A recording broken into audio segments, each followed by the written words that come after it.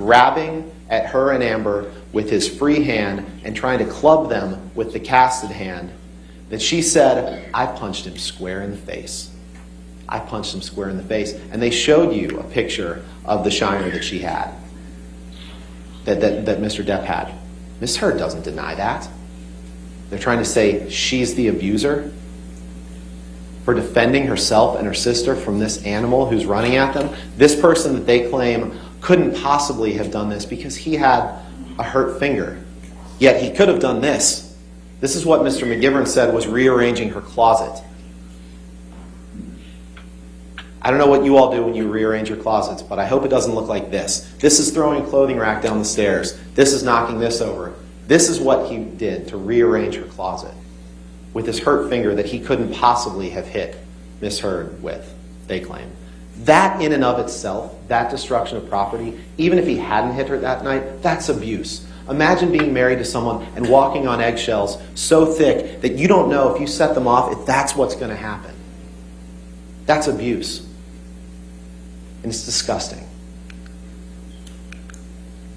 But sometimes he would apologize. He'd say, "I can't express how sorry I am for having stooped so low as to have spewed such vicious untruths for the sole purpose of hurting you. Grievous error, shameful." So he went in these cycles. She thought he could change for good. And when it was good, it was really good. But then sometimes things like December 15th came around, where she remembers him chasing her in the kitchen.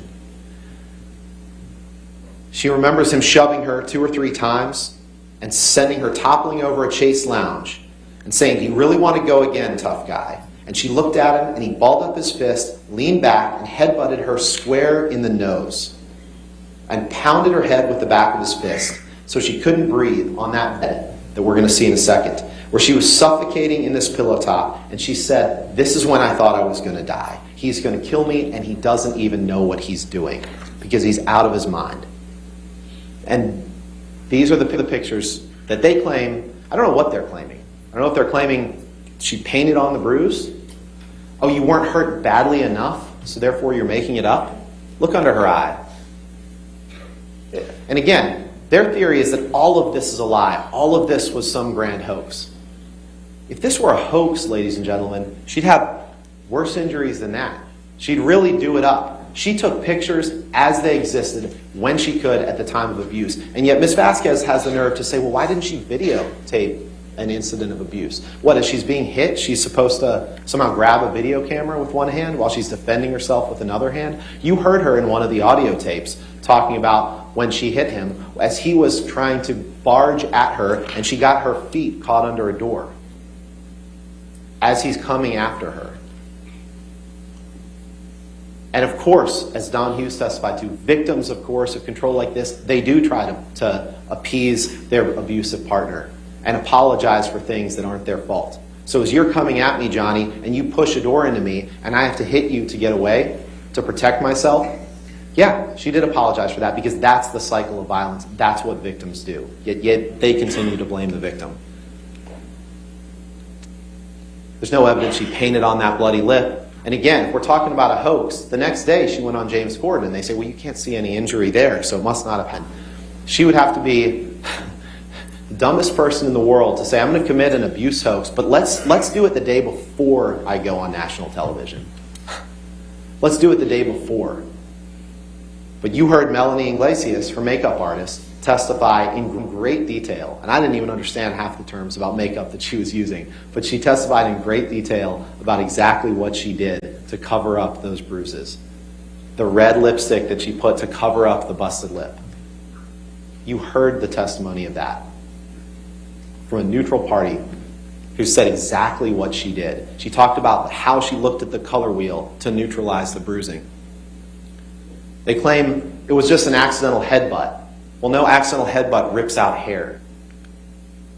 They claim, oh, Miss Heard somehow used a pocket knife to cut this portion of the bed out to stage this. Well, I don't know if that's a pocket knife or not, but the only testimony in this trial about a pocket knife is Whitney Henriquez saying that Mr. Depp carried a pocket knife in his pocket every day. We all know where that, if it is a pocket knife, where that came from. I think one of the most telling things about this incident is the text he sent to David Heard, Amber's dad, 2 weeks later, where he says, I meant to send this to you a week or so ago.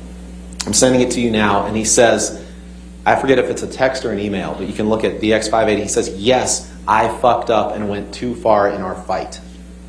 Because as a result of that fight and the bruises that all of her family saw, the family refused to go to the Bahamas with them for Christmas.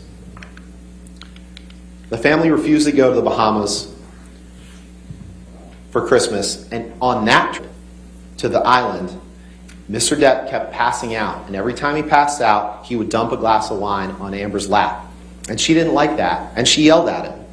And because it was in front of his kids, he got up. This is the one where Tara Roberts took the video, but she didn't show you the closet, she didn't show you the bathroom. And Amber says, while holding my neck, this is in the closet, he said, I'll fucking kill you if you ever speak to me like that in front of my kids again, because you embarrass me.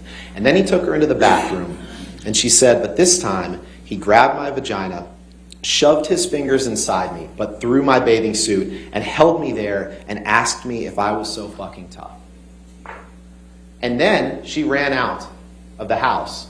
And to keep him away from her, that's when he claims, and she admits, she threw something at him. She didn't know what it was. It's been testimony, it was a can of mineral spirits, that she claimed that hit Mr. Depp. And Mr. Depp is somehow the victim in that encounter? Come on.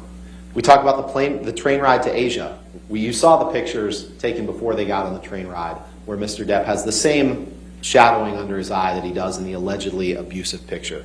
But in that picture, he held in that train ride, talk about a honeymoon, he held her up against the wall while she was trying to get his arms off her neck, and he was squeezing her neck against the railway car, and at some point, I pulled the lapel of his shirt, he rips the shirt off, and she woke up with the shirt around her neck and a giant knot in the back of her head. Let's fast forward to her birthday party just very quickly. He experienced terrible financial news that night. He came over, they got into a fight. There's been conflicting evidence about that. But Amber said, I hit the side of the desk, he chest bumped me, he fell to the floor, I fell to the floor, and when I got back up, he held me down by the shoulders, and that's when he grabbed her by the pubic bone and pushed her down. And you'll remember Ms. Vasquez showing her interrogatory answers where she details a lot of this and saying, nowhere in there does it say that. And Ms. Heard says it actually does on page 64, and pointed out to Ms. Vasquez exactly where it says that. That's abuse. It's sexual abuse.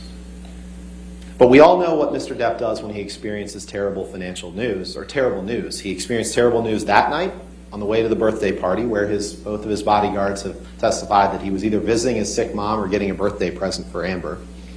And then we know what happens the day after his mother passed away, on May 21st, 2016. And we're going to skip through a little bit of this now, and Elaine will talk about this in the context of the counterclaim, but these are the pictures afterwards. These are pictures that now they're claiming that, they must have been faked. There's been no testimony in this case that these pictures were faked.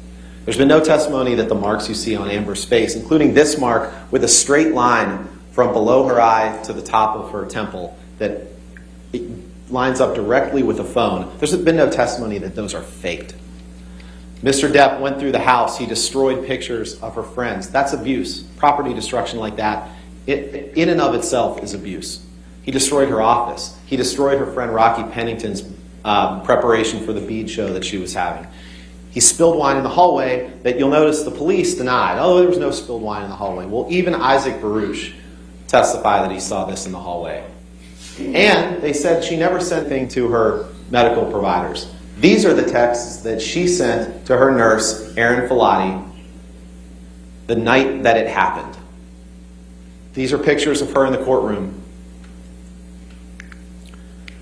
We're not going to play this right now, but you can listen to this. This is that terribly disturbing text of him in July of 2016 threatening to cut himself and telling, you cut me or I will. You all remember playing that. It was awful. It was awful. I'm not going to play it again. But it was horrible. That in and of itself is abusive. This is the document that Mr. Depp signed, the divorce agreement, where he says, signed in agreement with his signature, neither party has made false accusations for financial gain. He said that then. He could have fought this then, but he didn't because he knew that her allegations were true. But then he continued his campaign of humiliation. He says, I want her replaced on that WB film. Ladies and gentlemen, the facts are absolutely overwhelming of abuse. One time, That's all you have to remember. Mr. Depp simply cannot prove to you that he never once abused Amber. And if you don't know, you have to return a verdict for Ms. Heard. A ruling against Amber here sends a message that no matter what you do as an abuse victim, you always have to do more. No matter what you document, you always have to document more. No matter whom you tell, you always have to tell more people. No matter how honest you are about your own imperfections and your own shortcomings in a relationship, you need to be perfect in order for people to believe you. Don't send that message. That's what he wants you to send. So I'm going to quickly get to another point that you have to find in order to prove, or in order to rule for Mr. Depp. You would have to find that Ms. Heard made the statements with actual malice. Now, what Mr. Chu didn't tell you is that you have to find this by clear and convincing evidence. So this is much higher than the greater weight of the evidence standard that applies to the other claims, the other elements of the claim. Clear and convincing evidence is evidence that creates in your minds a firm belief or conviction that Mr. Depp has proved this issue. So if you believe that Ms. Heard did not act maliciously in writing her op-ed, then you must return a verdict for Ms. Heard, even if you think that he never abused her. But I'll quickly go over the evidence of this. The op-ed, you look at the words, it clearly wasn't a hit piece.